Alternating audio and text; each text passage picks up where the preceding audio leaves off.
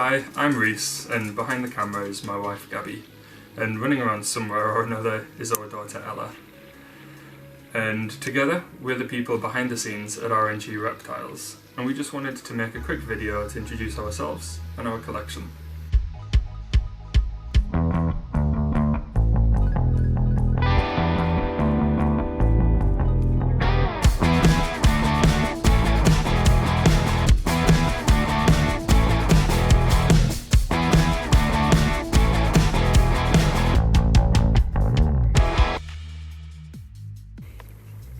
Just over 9 years ago, I got my first snake, which was an RnG corn snake called Simon. I pulled every trick in the book when I was younger to try and convince my parents to let me get a snake, but they were just a little bit too far off mainstream for them. And in reality, I think that the need to store dead frozen rodents was no small part in why they kind of disliked the idea of snake keeping. In February 22, my wife and I got our first whale python. Oh, that's a ball python for anyone in the States or outside of the UK. As with almost every new royal python keeper, we didn't have enough hides, we handled him too often, and as a result, he didn't eat. We named the snake, and that's this snake, Silco. That's both after the animated character in Netflix's series Arcane, as well as after how he feels to the touch. So this is Silco. Silco's fast lasted all the way through to mid-April, making it nearly 2 months of not eating.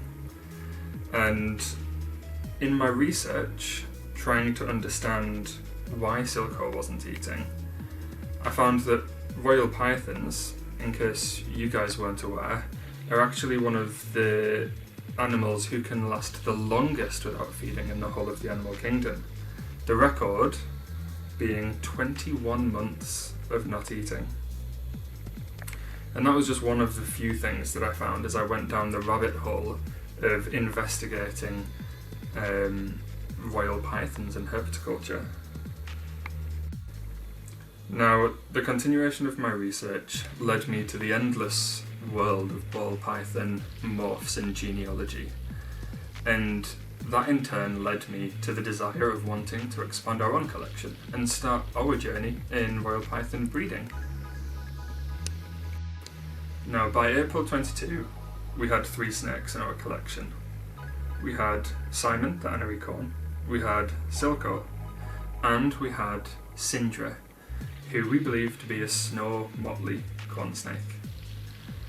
Now, at this point, I managed to persuade my extremely considerate and generous better half to allow me to get 3 more snakes, being royal pythons. More specifically, 2 females and 1 male. Because the snakes that we had thus far were really pet only, so kind of breeding and potentially selling members of the family was really just out of the question. So to make proper headway in a royal python project, I hoped to get 2 additional females and 1 male.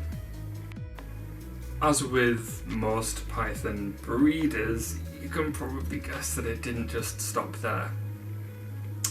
And no thanks to my wife, might I add, who actually began to just become incorrigible.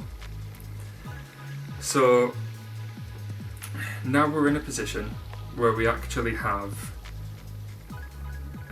7 royal pythons, 3 corn snakes, 1 royal python which is actually in transit to us, and 1 male corn snake which we are still yet to buy.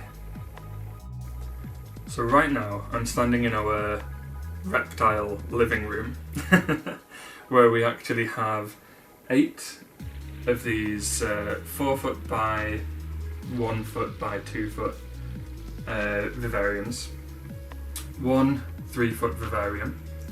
We have a travel viv and hatchling rack space for up to 30 hatchlings. To complement that, we have one small incubator, and that should be just about perfect for our first breeding season, where I'm hoping to have at least one, potentially two females, which would be ready to breed this season. My hope with our YouTube channel is for my wife and I to share the passion that we have for these animals, not just with our daughter, but with whomever might be interested enough to watch, as well as for these videos to just act as a log of our journey through caring and hopefully breeding these amazing animals. Our daughter, Ella, is actually incredibly empathetic and caring, and she's already shown interest and asked to help me on occasions look after these animals.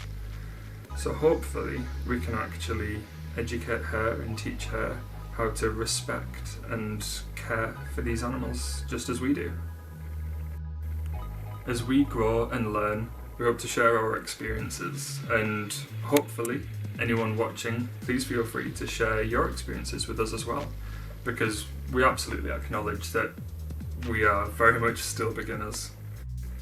Going forwards, we're going to have a little mini-series where we actually introduce each and every one of the snakes that we have, what they mean to us, what they would actually represent as part of our breeding projects, and give you a little intro to the collection that we have thus far. So if you like the sound of everything I've said so far and you're interested in actually joining us on this journey, then please make sure that you like and subscribe. Comment if you feel like it. And we'll see you on the next one. Bye.